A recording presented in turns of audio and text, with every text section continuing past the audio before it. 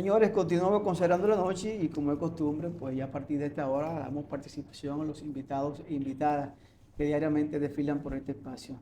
Nos hemos acostumbrado, Junior, amigo televidente, en los últimos años, ya en el mes de diciembre, tratar de buscar especialistas, expertos en diferentes áreas, sectores de la vida nacional, para pasar balance, pues, el año que concluye. En este caso, vamos a hablar con varios expertos en términos y en temas económicos para pasar balance al año 2023 que finaliza y cuáles son las perspectivas para el 2024. En la noche de hoy vamos a conversar con el economista Henry Hebrard, quien pues ha estado aquí en otras ocasiones y pues es un hombre que tiene bastante conocimiento, maneja bien la economía local e internacional y pues con él vamos a hablar de este tema. Don Henry, buenas noches. Buenas noches, muchas gracias de nuevo por esta invitación en esto que es una cita importante, ¿no? En los medios de comunicación. Así que muchas gracias por darme la oportunidad de estar con ustedes. Gracias a usted, gracias a usted. Recientemente el Banco Central hizo una publicación donde dice que la República Dominicana, la economía este año va a terminar en 2.4 o algo así, pues rondando el casi 3%, y que para el año que viene ya va a crecer hasta un 4%, puede ser que llegue hasta 5%. ¿Cuáles son las perspectivas desde su punto de vista? ¿Cómo ha crecido la República Dominicana? ¿Cómo se ha recuperado en este año 2023? ¿Y cuáles son esos segmentos, esos nichos de mercado o renglones, en los cuales pues la economía ha crecido y cuáles otros han ayudado a que se mantenga la estabilidad macroeconómica del país y cuáles son las perspectivas para el 2024? Claro, ¿no? Obviamente el momento es propicio, ¿no? Para tener esas discusiones. Ustedes saben que yo siempre he logrado, además de tratar, he logrado mantenerme un poco alejado de las discusiones políticas, por lo que yo voy a tratar de aportar una respuesta técnica a sus interesantes inquietudes. Sin embargo, yo creo que es importante señalar que en función de cómo uno quiere ver las cosas, estamos en un momento donde uno pudiese estar viendo la economía de dos formas muy contrarias en este mismo momento. Y para que la gente entienda en qué momento estamos, si yo soy un técnico económico de los litorales de la oposición, yo les diría, caramba, al cierre del tercer trimestre de este año, la economía apenas está creciendo 1.7%. Es el peor resultado desde el año 2009, haciendo caso omiso, por supuesto, del año del COVID, cuando la economía cayó 8.1%. Esa es la forma pesimista, probablemente interesada, pero estamos ya en campaña, entonces uno enfocaría algo que es cierto, la economía solamente creció 1.7% al cierre del tercer trimestre. Sin embargo, si uno quisiera verlo, y no necesariamente desde los litorales de los que están más bien gobernando el país, uno estaría viendo lo siguiente, que luego efectivamente de tener un primer trimestre, un segundo trimestre, un tercer trimestre bastante difícil, la economía ya a partir del tercer trimestre está mostrando una aceleración. Lo que estoy llamando, y la gente que quizás le sigue más al fútbol que al béisbol, quizás van a entender más rápidamente lo que voy a decir. Yo considero que ahorita estamos viendo la remontada de la economía dominicana. La remontada en el fútbol, un término que viene del Real de Madrid y sobre todo el Barcelona, es cuando, si hacemos el símil con el béisbol, usted ya está en el noveno inning, ya en la parte baja, usted está perdiendo 3-0 y le toca un último turno. Y ya en la última parte, en la segunda mitad del noveno inning, ya usted está remontando 3-1, 3-2, 3-3 y ya pasa adelante. Eso es la remontada. Pero la remontada... Que es que le fue mal y empieza a irle mucho mejor. No, ¿en función de qué, Henry? Bueno, en función de las cifras, fíjese que... ¿Cuál era la proyección de crecimiento de este año? Bueno, este año efectivamente, yo tendré dos maneras de ver la cifra. Inicialmente, la última proyección oficial con la cual se proyectó el ejercicio de presupuesto del 2024 contemplaba un crecimiento de un 3% para el 2023 y un crecimiento de 4.8% para el 2024.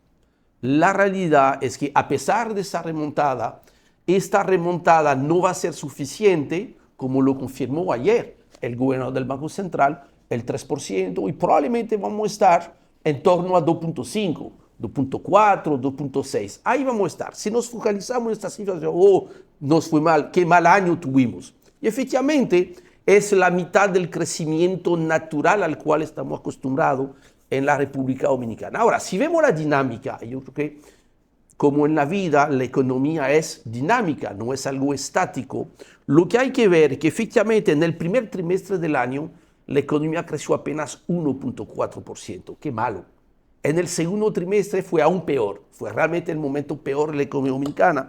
Creció 1%. Pero ya en el tercer trimestre creció 2.7%, en octubre 3.6%, y con lo que acaba de decir el gobernador del Banco Central, para cerrar la economía en 2.5%, tendría que crecer, estaría creciendo en noviembre y diciembre entre 5.2 y 5.3%. Y eso es lo que yo quiero ver.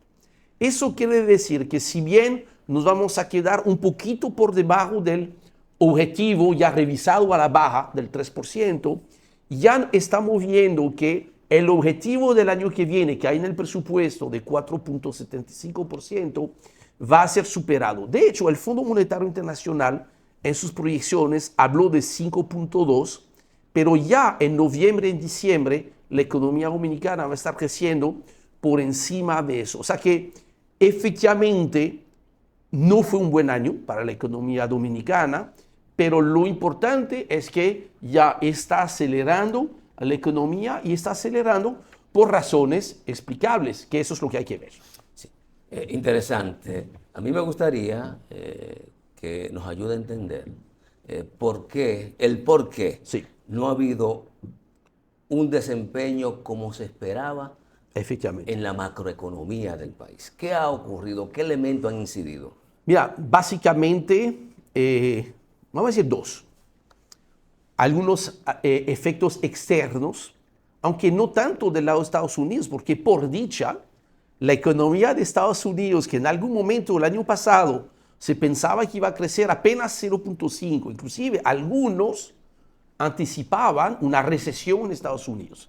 Lejos de eso, lo que hemos visto es que la economía de Estados Unidos va a cerrar el año un crecimiento por encima del 2%, muy por encima de lo que se pensaba, y qué bueno que así sea, porque cuando la economía de Estados Unidos crece un punto adicional, la economía dominicana crece adicional entre 1.6 y 1.8. O sea que más bien Estados Unidos tuvo una contribución positiva, favorable a la economía dominicana. Lo vimos en el caso de las remesas, que van a cerrar este año arriba de $10,000 millones.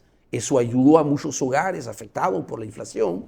Esto se ve también en el sector turismo, donde este año vamos a tener el récord en cuanto a llegadas total y sobre todo de Estados Unidos. Y lo mismo, las exportaciones son las francas que han ido creciendo. Ahora, en lo externo sí hubo un impacto negativo. Ya lo era antes del cierre de la frontera, el caso de Haití, pero con el cierre de la frontera ha sido mayor el impacto.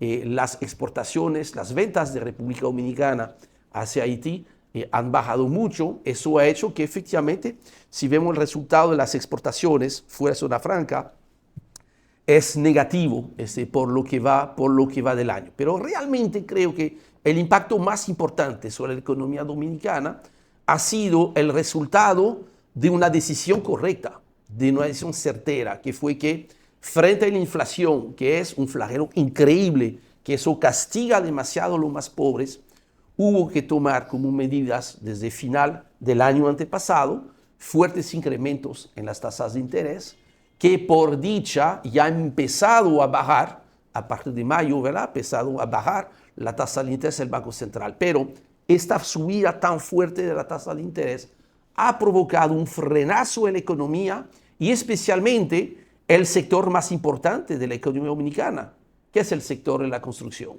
El sector de la construcción ha estado durante 3, casi 4 trimestres consecutivos con crecimiento negativo. ¿Por qué? Porque al subir la tasa de interés, el costo del dinero, el costo del financiamiento sube, y por otro lado, situación que ha empezado a mejorar, pero todavía sobre niveles muy altos. Los precios de los materiales habían subido tanto, varilla, bloc, cemento, pintura, para nombrar y la madera también, los más comunes, habían subido tanto que entonces se contrajo completamente la construcción. Y la construcción representa directamente entre 15 y 20% de la economía, pero además tiene un efecto multiplicador hacia los demás sectores, la manufactura, la minería, el transporte, el comercio. Entonces, hasta no recuperar el sector de la construcción, pues no era posible tener crecimiento de la economía, a pesar de que el sector turismo, que es otro sector importante, ha tenido un muy buen año. Entonces, de cierto modo, fue esta decisión correctísima del Banco Central de subir la tasa de interés, que tuvo lamentablemente como corolario tan negativo, que eso fue la parte del lado amargo de una medicina correcta, que fue esta elevación de la tasa de interés. A desmontarse esto, estamos viendo entonces los mismos efectos, pero al revés, de que ya la economía está empezando a subir. Pero la caída fue tan negativa durante el primer semestre que no había forma ni había tiempo para ir compensando. Ya lo perdido fue. Lo importante ver ahora hacia adelante es si la economía puede seguir creciendo, y yo entendería que sí. Sin embargo, yo pienso que Henry aporta 2 elementos importantes, porque de los factores que han incidido a el no cumplimiento de las expectativas de crecimiento, ninguna tiene que ver en lo fundamental con factor externo. Porque aquí cada vez que hablamos de economía, nos hablan de la guerra Rusia-Ucrania, de más hierbas aromáticas, nos hablan del COVID, pero no nos mencionan esos factores internos que tuvieron una incidencia capital a partir de tu premisa. No, ahora, claro, la medicina fue interna, pero de cierto modo esta enfermedad fue en gran parte importada, porque esta inflación tuvo un componente netamente importado, que fue que efectivamente con la salida del COVID y después agravado por el conflicto de Ucrania, hay una serie de productos internacionales que tuvieron importantes incrementos de precio. Eso está claro, esa es la parte importada. Ahora, le ha pasado a la República Dominicana lo que le ha pasado a prácticamente todos los países que tienen que enfrentar inflación, que una parte de esta inflación se debe a las medidas correctas también de haber enfrentado el COVID. Recuerden, señores, la administración pasada, como esta administración, la respuesta frente al COVID, ¿qué fue? Poner dinero en la economía, emitir mucho dinero. Recuerden, hubo que financiar fase 1, fase 2, para ti, quédate en casa, pedir prestado, disparar los déficits. Programa que pudieron mantener la economía a flote. Y que sin esto la economía se hubiese caído aún peor. Entonces, fueron medidas correctas, pero tuvieron como costo, en paralelo, ¿no? Lo mismo que ha pasado en otros países. Tú emites mucho dinero, en algún momento este dinero te va a significar algo de inflación, y que para luchar contra esta inflación, al igual que hicieron todos los países del mundo, se subieron las tasas de interés. Y cuando tú subes las tasas de interés, especialmente aquí en la República Dominicana, inmediatamente se transmite eso a la economía. Entonces, eso es lo que afectó. Ahora, a partir de abril de este año, se empezaron a tomar medidas para relanzar la economía. ¿Cuáles fueron? Todo el mundo está claro. Del lado monetario, bajar la tasa de interés y volver a poner liquidez, que se había retirado, poner liquidez de nuevo en la economía. Eso es la parte monetaria. Pero hay un aspecto que no podemos dejar de pasar, que en abril el presidente Abinader logró que el sector privado acepte, no sin dificultades, adelantar los incrementos de salario mínimo que estaban previstos nada más para este fin de año. En abril tuvimos aumento del salario mínimo adelantado en el sector privado no sectorizado. En mayo, en el sector zona franca, y en junio, en el sector turismo. Eso ha permitido que parte de lo que obviamente la gente perdió como poder adquisitivo por la subida de los precios, por la inflación, empezó a recuperarse algo, por lo menos mitigarse algo, gracias al aumento de salario. Y finalmente, a nivel fiscal, a nivel del gasto público, hubo un presupuesto complementario que permitió incrementar en 40.000 millones de pesos el gasto público. Todo esto explica con razón, sin sorpresa, de que la economía lo único que podía hacer en este fin de año es acelerar. Y yo cierro con eso, con la facilidad de que casualmente el año pasado, los 2 peores meses del año 2022, ¿cuáles fueron? Noviembre y diciembre. O sea que ya noviembre y diciembre de 2023, mucho mejor, nos vamos a comparar mucho más fácilmente que durante todo el resto del año, porque nos vamos a comparar con los meses malos del año pasado. Por eso que yo entiendo que vamos a tener un crecimiento que va a seguir acelerando. Para cerrar este bloque, hablaste de la inyección de dinero a la economía, de las facilidades del Banco Central. Yo quiero hacerte una pregunta, que mucha gente, desde los tiempos de COVID, hasta las últimas medidas tomadas por el banco, ¿quién fiscaliza que ese banco que ese dinero llegue a los sectores que necesitan y que no se concentren en pocas manos, Henry? Ayúdanos a entender eso, porque hay mucha crítica de gente que va detrás de dinero barato y cuando va ya no hay. Ya, tú tienes toda la razón y eso siempre ha sido un tema de discusión.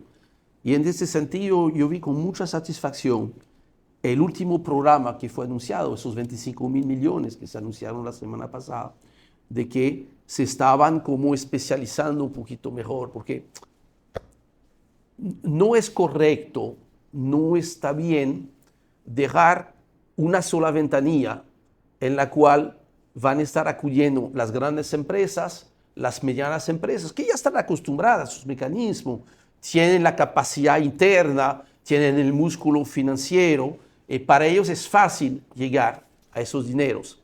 Ya para las empresas pequeñas es mucho más complicado y son precisamente las primeras a las cuales deberán ver cómo les ayudamos para esto. Yo entiendo que efectivamente es un tema donde todavía hay mucho espacio para mejorar, donde no solamente que el dinero llegue más fácilmente a los hogares necesitados, por ejemplo, en este caso, parte de esos 25.000 millones para venir en auxilio a negocios pequeños y hogares que lo perdieron todo con las lluvias, sino que además tenemos que asegurarnos, para que el efecto económico sea mayor, que esto vaya a financiar nuevas facilidades, nuevos préstamos, en vez de refinanciar préstamos existentes. Porque claro, si tú vas a refinanciar préstamos existentes, bueno, hay un beneficio para el que tiene el préstamo porque le va a costar más barato, va a tener más tiempo para pagarlo. Pero el efecto en la economía no es tan importante como que alguien que no tenía acceso ahora va a tener un financiamiento, porque eso sí va a tener un efecto directo en la economía. Entonces, esto yo creo que hay que seguir teniendo mejores mecanismos para que este dinero llegue mucho mejor, porque hemos visto cómo eso es tan fundamental para la economía dominicana y más importante para la economía de la gente que nos está viendo esta noche. Continuamos con esta interesante conversación con el economista Henry Hebrard.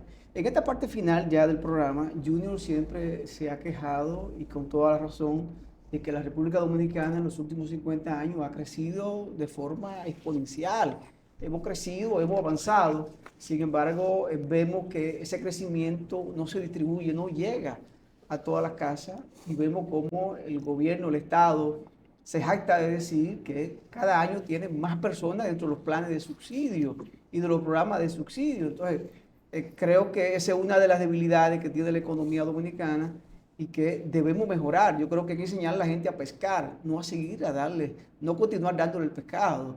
Entonces, ¿cuál es la opinión de Henry Hebrard como economista sobre este tema de que sí, la República Dominicana está bien, está robusta, está fuerte, pero eso nada más está distribuido en 5 o 6 familias, en 10, 15 empresas? Bueno, mira, qué bien que tú hayas planteado este tema, porque yo creo que va a ser el punto capital para la economía dominicana en los próximos 2 años, juntando 2024 y 2025, reconociendo que el 2024, por ser un año electoral, puede ser a la vez complicar este tema o facilitarlo dependiendo qué grado de madurez como sociedad vamos a tener frente a esta situación. Porque está claro que, y yo creo que es Albert Einstein, ¿no? que hablaba de eso, que si siempre tú hiciste lo mismo, pensar que siguiendo haciendo lo mismo el resultado puede ser diferente, tú estás equivocado. Entonces, eso quiere decir que el momento ha venido, independientemente de quién gane, ¿no?, el próximo torneo electoral a nivel presidencial, para emprender una serie de reformas que permitan que efectivamente el crecimiento le pueda llegar mejor, o en algunos casos le pueda llegar finalmente a la gente. Para eso necesitamos un Estado que pueda funcionar mejor, para que entonces tenga la posibilidad de gastar o invertir más. Esto es fundamental porque hay una serie de actividades que no es idóneo que las esté realizando el sector privado, especialmente cuando son actividades que debería estar haciendo el Estado, y que si o bien no la está haciendo o porque no la está haciendo bien, entonces el sector privado tiene que irrumpir ahí y hacerlas, porque cosas que se consideran como bien público, el aire, el agua, la educación, la salud, si el sector privado la tiene que asumir, pues el sector privado no va a hacer transacciones si no tiene una ganancia, porque es la naturaleza normal, legítima, de cualquier actividad económica privada. Entonces, necesitamos que el Estado pueda recibir mayores ingresos. Muy fácil decirlo aquí, entre nos, mucho más difícil lograrlo y hacer inclusive que la opinión pública, que la población, que la sociedad te siga en eso. Pero esto va a ser, yo creo que un desafío muy grande para los próximos años, porque hay que crear una narrativa en la cual efectivamente vamos a decir que ciertas actividades, la salud, la educación, el agua, el aire, la seguridad, no son actividades que tienen que ser privatizadas. Son actividades que se tienen que realizar desde el Estado. Por eso necesitamos, no es menos Estado, es mejor Estado. Y probablemente en algunas actividades es más Estado. En el tema de la salud, estoy convencido de que lo que hace falta es más Estado. Y hoy en día, una razón por las cuales no podemos tener más Estado es porque el dinero no da. En el presupuesto 2024, al igual que el del 2023, al igual que el del 2022, la carga de intereses, el servicio de la deuda solamente por los intereses, equivale a 2 años del presupuesto de salud. Entonces, esto hay que poder atenderlo, eso hay que poder resolverlo, y eso no se puede resolver sin hacer una reforma. Señores, ustedes saben que, los que me siguen por Twitter saben que yo cocino de vez en cuando. Mire, usted no puede hacer una tortilla sin romper huevos. Es así. Entonces, necesitamos hacer una mejor tortilla. Entonces, necesitamos atender esta situación, porque si no, en algún momento, el seguir creciendo la economía, el seguir creciendo el país, sin que porciones importantes de la población no puedan beneficiarse de este crecimiento, socialmente dejará de ser sostenible.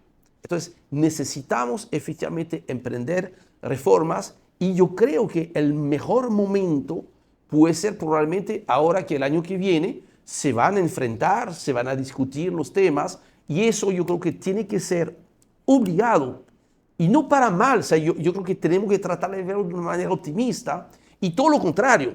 Si no se habla de reforma, y peor, si no se hacen reformas, entonces, en vez de verlo como una buena noticia, tenemos que verlo como una pero muy mala noticia. Eso yo creo que eso es la responsabilidad, que no solamente es de los políticos. Esta responsabilidad es de las empresas y de la sociedad en general. Tenemos que enfrentar eso. Lo que tú dijiste es cierto. No podemos seguir creciendo 5 o 6% al año, dejando de lado a porciones importantes de la población, porque tarde o temprano, y más temprano que tarde, te van a decir, mire, time, así no vamos a seguir. Yo no sé, Giovanni, posiblemente el tiempo que nos queda no nos da para dos temas importantes que uno ya de manera rápida pasaste, y los dos son dos deudas que tiene esta administración con la sociedad. El tema de los préstamos, que en vez de disminuir han aumentado, y el tema de los combustibles, que no ha habido forma de que el gobierno le entre a eso. ¿Qué tiempo nos quedará? Y ver si hay tiempo suficiente para una respuesta a esas dos interrogantes. No, probablemente que no, y vamos a tener que volver para detallar un poquito más. Pero mira, sobre lo de los combustibles, yo lo voy a decir quizá por última vez este año. El año pasado, en febrero, el presidente Abinader anunció un programa de subsidio y de congelación del precio de los combustibles. Yo al inicio, por ser economista, y los economistas tenemos nuestras mañas, yo pensaba que no era tan buena. Que no era una decisión para la población. Que no era una buena idea. Por dicha, yo estaba equivocado y el presidente estaba en lo cierto. Eso fue probablemente el año pasado la mejor decisión económica que se haya tomado. No era tan evidente, porque esto que era un subsidio, que idealmente no es bueno, no es sano un subsidio, terminó siendo una inversión en paz social. Sin haber subsidiado los precios de los combustibles y haber hecho lo que muchos otros países suelen hacer, de dejar que subieran mucho los precios de los combustibles, la economía no se hubiese mantenido estable y estaría mucho peor hoy. Ahora, en algún momento, efectivamente, tendremos que enfrentar esta situación. Hoy en día, todavía en el precio del gasoil, el gasoil está recibiendo un subsidio que va entre 15 y 30 pesos esta semana, que sin este subsidio tendríamos que aumentar los precios de los gasoil, lo cual sería fatal porque el gasoil es fundamental para el sector de la producción. Todavía es muy difícil hacer pronósticos sobre qué va a pasar con los precios del petróleo. Unos te dicen que puede estar subiendo, por dicha en los últimos días ha vuelto a bajar, pero ya en el año que viene, en el presupuesto, hay 10.000 millones de pesos de subsidio para los combustibles. Por lo menos nos da la garantía de que durante todo el primer semestre con este dinero estamos seguros que aunque el petróleo vuelva a subir mucho, tendremos los precios congelados y eso es una pequeña buena noticia. Giovanni, terminamos. Yo espero que en otro programa podamos abundar, porque a lo mejor sería preferible bajar la tasa impositiva que tienen de malos combustibles que no me subsidian. Pero eso será materia de otro programa. Efectivamente. Gracias, don Henry Gerard, por aceptar la invitación y compartir con Gracias nosotros. por la invitación. Y el público cerrando la noche. Y yo soy de lo que creo y lo que dice que es mejor escuchar al médico que nos dé la medicina, no importa que sea mala, pero que sea correcta. Gracias por estar con nosotros. Muchas gracias. Señores, gracias a ustedes por la sintonía. Este equipo encabezado por Junior Espinosa y quien les habla, Giovanni Almonte. Nos despedimos. Será pues, hasta mañana.